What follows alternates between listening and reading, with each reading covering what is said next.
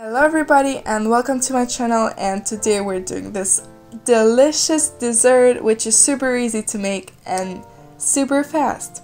Subscribe to my channel to see more of my videos. First of all, you'll need to mince your favorite cookies into powder.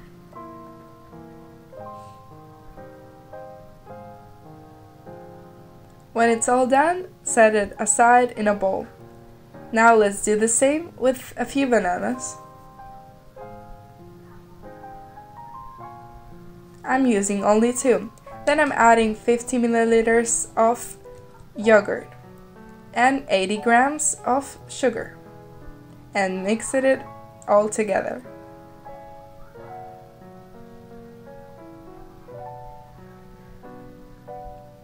Then I'm adding the cookie powder and mixing it all together. When they're all done, let's serve it.